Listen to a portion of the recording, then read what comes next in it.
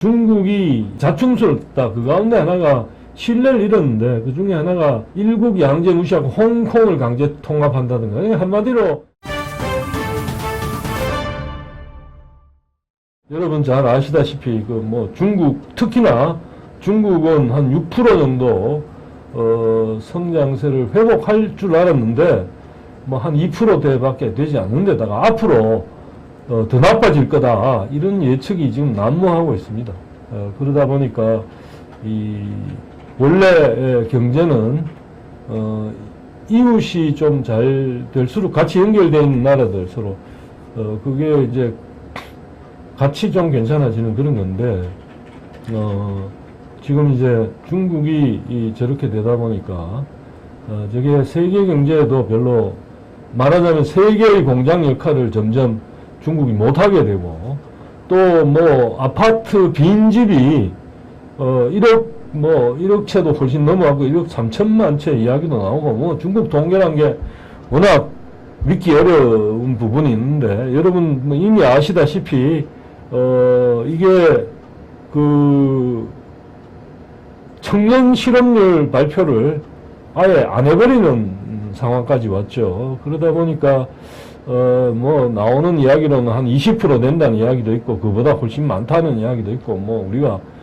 정확히는 알 수 없습니다만은 뭐 그 정도 얘기가 나오고 또 더해가지고 이게 중국이 장기 그러니까 부동산을 통해 갖고 그 어떤 성장이라나 이런 걸 일으키는 게 한 30% 가까이 된다는데 이게 뭐 엉망이 되다 보니까 또 여기서 나온 돈으로 또 지방 정부는 그 땅이 있으면 그 땅이 관리를 하는 사람 거잖아요. 지방 정부가 관리를 하면 예컨대 중국에서 특별히 소유권을 사유 그게 없던 사회니까 그 관리하는 주체가 지방 정부니까 그 땅을 갖다가 뭐 굉장히 긴 기간 임대를 해주면 실질적으로 그동안은 소유한 거랑 마찬가지니까 그 위에 건축업자들이 집을 지어가고 또 아파트를 한 50년, 60년, 때로는 뭐 100년 이렇게 빌리니까 거기다가 이제 아파트를 지어갖고 분양을 하고 이렇게 그리고 거기에서 나온 돈으로 지방 정부가 쓰고 그랬는데 이게 뭐 그냥 박사님 중국 제조업은 상황인가요? 어떤 상황인가요? 그 말씀인 것 같네요. 중국 제조업도 그러니까 말하자면 임금도 올라간 데다가 그 부동산이라든가 이런 데서 들어오는 돈 같은 것도 그렇고 그 다음에 이제 말하자면 미국이 또 철저하게 일반 제조업들도 지금 상황이 별로 안 좋은 걸로 그렇게 얘기가 되고 있습니다. 그래서 중국 현재 국채도 팔고 있네요. 누가 서 그러니까 이게 참 돈 같은 것도 지금 급하고 그런 상황인데 금리를 약간 내렸죠. 0.1%가 내렸는데 뭐 그거 가지고 경기 부양 이제 그런 식으로 금리 다른 데는 올리는지 낮추는 게 굉장히 위안화에 대한 가치도 떨어뜨릴 뿐만 아니라 저게 예를 들면 0.1% 떨어뜨려갖고 은발에 오줌 누기 이야기가 그 정도일 텐데 저렇게 한다고 뭐 회복 더 낮춘다고 해갖고 또 좋은 것도 아니고 약간 딜레마에 처해 있는 것 같습니다. 조금 이따가 지금 중국이 처한 공경에 대해서 조금 더 살펴보겠습니다만은 그래서 지금 이제 단순히 외국 기업들이 떠나고 있고 또 심지어 중국 기업들도 거기서 해봐야 별로 미래가 안 보인다 싶으니까 또 나오는 중국 기업들조차 기업인들조차 나오는 경우가 있다고 합니다. 그 정도가 되다 보니까 이게 지금 이제 잘 관리하지 않으면 상당히 어려움에 처할 거다 이런 예측이 많습니다. 제가 상당히 뭐랄까요 나름대로 굉장히 연구도 많이 하고 좀 이 남들하고 똑같은 이야기를 하기보다는 자기가 연구를 많이 해서 거기에 나온 결과에 따라 얘기하는 분이 있는데, 김정호 박사라고 있습니다. 옛날 자유기업원 원장도 하고. 그분하고 이제, 어쨌든 그분은 또, 현재 이런 거에 대해서 굉장히 관심이 많아서 공부를 최근에 많이 했는데, 그분하고 이야기를 들어보니까, 중국이 앞으로 나빠지는 것에 대한 그 예측들이 자기가 보기에는, 지금 흔히 나오는 것보다 훨씬 더 자기는 심각하게 보고 있다. 그런 이야기를 하고 있더군요. 그래서, 이게, 말하자면, 중국이라는 게 그런, 미국의 최대의 수출 시장으로서 미국이 적극적으로 도와주고 할 때는 괜찮았는데, 사실. 이게 뭐, 미국이 중국을 말하자면, 군사적으로 또 경제적으로, 미국에 도전해오는 어떤 그런 걸로 인식하고, 디커플링 정책을, 이걸 하기 시작하면서부터는, 중국이 지금 사실은, 굉장히 어려움에, 더군다나 부동산 붐이니 뭐 이런 것들, 지방정부의 그리고 지방정부뿐만 아니라 중국 경제 전체적으로도 한 30% 가까운, 그런 걸 차지하던 부동산 저도 엉망이 되면서 금융 쪽까지 같이 덩달아 그렇게 되는 거죠. 그죠? 여기에 투자했던, 그 부동산이란 게, 중국 경우는 한 50% 정도 우리와 달리, 우리는 10% 정도를 일단 집어넣고, 그게 다 지어지면 나머지 잔금을 치르고 이랬는데, 중국은 한 50%라고 들었습니다. 50% 우리와 달리. 50% 더하기 또 나머지 짓는 데 들어가는 돈 같은 건 또 은행으로부터 융통을 해갖고 하니까, 이게, 거기도 결국은 금융 쪽, 부동산의 부실은 곧 금융 쪽 부실로 이어질 가능성이 굉장히 높은 거죠. 예, 그래서, 그런 것들이 꽉 묶여 있다 보니까, 탈중국, 기업들이 탈중국하는 추세가 많고, 이거는 마치 옛날에 스페인이 한참 잘 나가고 있었는데, 그 종교 문제라든가, 인종, 뭐 여러 가지 있는 갈등 문제, 그 다음에 또 카톨릭을 엄격하게 막 그냥, 다 따르도록 만들려는 그런 정책, 이런 것들이 유대인들을 나가게 만들었고, 유대인들이 그러면 나가서 어디로 갔냐 하면 네덜란드, 돈 있는 사람 특히나, 그런 사람들이 네덜란드로 왔습니다. 근데 흥미롭게도, 이게, 그래서 스페인은 저물고, 네덜란드가 부흥하는 어떤 그런, 계획이랄까, 단초가 됐거든요. 그런 것들이. 그런 걸 보면 중국을 떠나서 뭐 다른 데로 간다는 이야기는, 뭐 일본도 가고, 한국에도 좀 오고, 동남아도 많이 가고, 인도 뭐 이런 쪽으로 간다는데, 이게 이제, 말하자면, 하나의 그 시그널이 아닐까. 이렇게 떠난다는 게, 중국이 장기적으로 어려움에 처할 가능성이 꽤 많다. 이런 이야기가 많이 있습니다. 중국 경제는 한국의 기회일 수 있다. 예. 장기적으로 그럴 거라고 봅니다. 저도. 예전에, 그분이, 가만있어봐.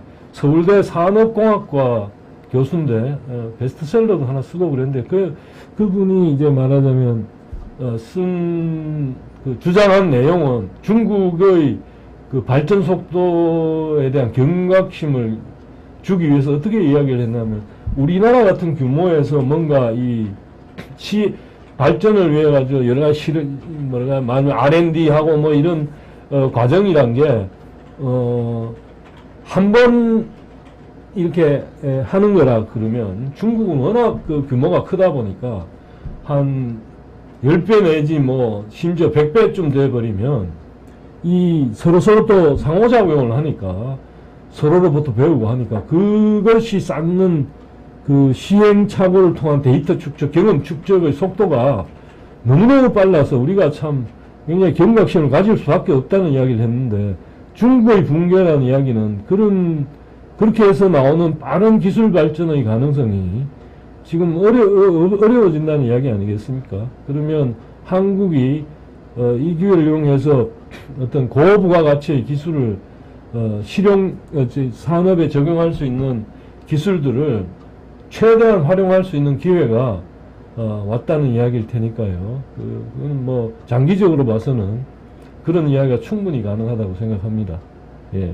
그래서 지금을 잘 이기고 지금 좀 어렵지만 그런 쪽으로 잘 가면 아까 보니까 순살 아파트 이야기가 나오는데 그런 부실 덩어리 그런 것들을 이제는 좀 털어내고 정말 R&D를 제대로 해서 기술을 제대로 우리가 개발하고 그 다음에 적용하고 이런 것들을 또 우리 그들을 잘 지키고 남의 것은 또 잘 배우고 이렇게 해나간다면 우리한테 충분히 기회가 있을 거라는데 저는 그런 생각을 합니다. 그런 점에서 굉장히 희망을 가질 필요가 있다고 생각합니다. 그래서 아무튼 뭐 중국으로서는 너무 일찍 미국하고 뭐 중국몽 그리고 뭐 G1 얼마 안 남았다 그러고 그리고 거기에 또 많은 학자들이 또 줄을 섰죠. 그 예측에. 그런데 너무 일찍 그냥 이렇게 막 그냥 미국하고 이렇게 되는 바람에 어떤 면에서는 기회를 놓친 게 아닌가. 더군다나 통제 경제의 한계가 또 기업들은 통제를 좋아하지 않습니다. 자본이나 기업은. 그래서 그거는 아까 스페인 예를 들었습니다만은 스페인에서 그것도 일종의 통제죠. 너 전부 다 가톨릭 믿어라. 혹은 세금은 일정 이상 너들은 부자니까 세금 많이 내. 이런 식으로 압박을 가하니까 그리고 거지 스페인 당시에 거지, 승려, 학생 이 세 사람들은 세금을 내지 않고 다른 사람들은 굉장히 과중한 세금에 시달렸는데 그러니까 전부 다 거지 행세. 거지 안 하고도 살 수 있는 사람조차 거지 행세. 그 다음에 학생이란 게 그렇게 대단한 생산을 해낸 층이 아닌데도 불구하고 전부 다 학생, 그 다음에 또 승려. 승려란 게 가톨릭 승려를 말하면 사제를 말하지만 어쨌든 그런 쪽으로 다 가버리는 그런 좀 뭐라고 말합니까? 경제학적으로 보면 생산하지 않고 그냥 있는 계층으로 자꾸 돌아서는 그런 풍조를 만들었다 그래요. 그래서 아무튼 외국 기업 유치하려면 노동조합부터 해체해야 합니다. 이것도 참 해체까지는 아니더라도 최소한 회사의 발전이 자기들 임금뿐만 아니라 고용을 계속하게 해주는 중요한 요소다. 그 발전이 되고 투자가 더 많이 돼. 그런 인식을 가진 노조가 좀 들어서야 된다. MG노조 요즘 최근에 젊은 사람들은 그런 생각을 조금 더 합리적이어서 하는지 안 하는지 제가 잘 모르겠는데 새로운 노조가 좀 그런 생각을 했으면 합니다. 지금 되뿌르정님의 말씀을 들으면서 옛날 생각이 나는데 예전에 제가 그 해외 유치를 해외로부터 투자가 될수록 사실은 노동자 입장에서는 더 좋은 기계, 더 효율적인 어떤 그런 장비라든가 이런 걸 이용해서 생산을 한다는 의미가 되기 때문에 훨씬 더 생산성이 높아지고 그 높아진 생산성은 임금으로 돌아온다. 그래서 해외 유치, 기업 유치를 하고 그 다음에 또 해외 투자를 유치하는데 노동조합도 같이 다녀야 된다. 이런 이야기를 한 적이 있는데 하여튼 과연 그렇게 되는 날이 올지 좀 그런 날이 왔으면 합니다. 그래서 지금 현재 아무튼 지금 이런 상황인데 제가 중국 이야기를 하다 말았으니까 지금 우리 주필님으로 있는 이효성 주필님 옛날 방통위원장도 하고 그랬던 분이죠. 어쨌든 그런데 여기 칼럼에 뭐라고 하셨냐면 중국이 왜 이런 어려움에 처했나 거기에 이제 바이든 행정부가 중국 견제에 들어갔는 데다가 중국이 이 자충수였다. 그 가운데 하나가 신뢰를 잃었는데 그 중에 하나가 일국 양제 무시하고 홍콩을 강제 통합한다든가. 그러니까 한마디로 뭐 김정호 박사가 했던 얘기랑 비슷합니다. 그러니까 미국이 일본이나 독일을 실은 2차 대전 이후에 다시는 전쟁을 일으키지 못하는 나라로 만들려고 했다가 거기에 소련이 자꾸 말하자면 냉전 시대에 자꾸 팽창주의적으로 자꾸 나오니까 안 되겠다. 일종의 중국이 그렇게 됐지. 그러니까 자신감을 가지고 자꾸 하니까 그 소련의 어떤 그 제국주의, 공산주의, 제국주의적인 어떤 팽창을 막는 방법으로, 그러니까 일본과 독일의 어떤 산업 발전을 통한 말하자면 소련에 대항하는 하나의 국가로 키우는 쪽으로 바꿨다 그래요.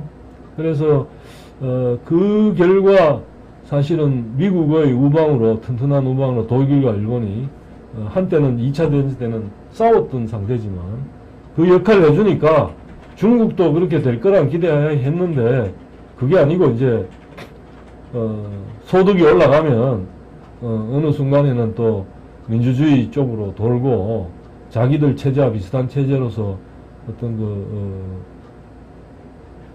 우방 내지는 동맹이 되어줄 수도 있다 이런 생각을 했는데 막상 해보니까 그게 아니었던 거죠. 그러다 보니까 이제 트럼프 같은 경우 시대 때부터 이제 견제 정책에 들어가고 바이든은 더 정교하게 하고 있고 이런 와중에 중국은 또 홍콩을 통합하고 그러면서 뭐 공동부유 내세우면서 뭐 그냥 시장을 통제하는 식으로 들어가니까 그런데다가 여러분 기억하시겠습니다만은 중국은 국방비에 맞먹는 정도로 그 인민들 감시하는데 드는 안면 인식 기술을 통해 갖고 뭐 어디 일을 비추면 그 사람이 어느 정도 어떤 성향의 사람이 살고 있는지 그런 걸 갖다 다 파악할 수 있을 정도로 그 사회 통제 기술이 발달해 있다. 시위를 하면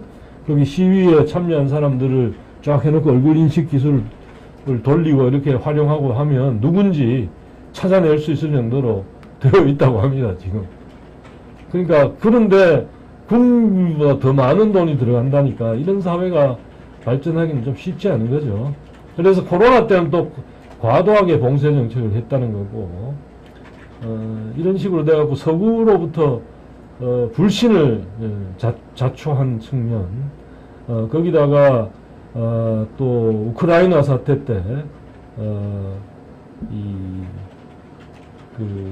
러시아 편을 들면서 저 나라는 전체주의적인 어떤 저런 성향을 절대로 버리지 못하겠다는 그런 걸 하다 보니까 이게 여기에 뭐 인구 감소 등등 합쳐져 갖고 장기적으로 중국이 일어나기가 굉장히 어려운 상황이 아닌가. 지방정부라든가 여기도 뭐 아까 말씀드렸습니다만 막대한 그런 부채 문제가 또 드러나고 있고 그 엄청나게 뭐 많이 깔아놓은 SOC 지금 뭐 철도니 뭐니 이런 것들이 굉장히 최신 어떤 그런 것들을 다 깔아놨는데 이 소득이 떨어지고 그러면 그게 이용객들이 떨어져서 그걸 유지하는데 또 드는 비용이 엄청나게 들 거라는 그런 이야기가 있습니다. 예, 그래서 중국이 앞으로 이걸 잘 극복해서 해나가는데 많은 난관이 예상된다. 그런 이야기를 하고 있습니다.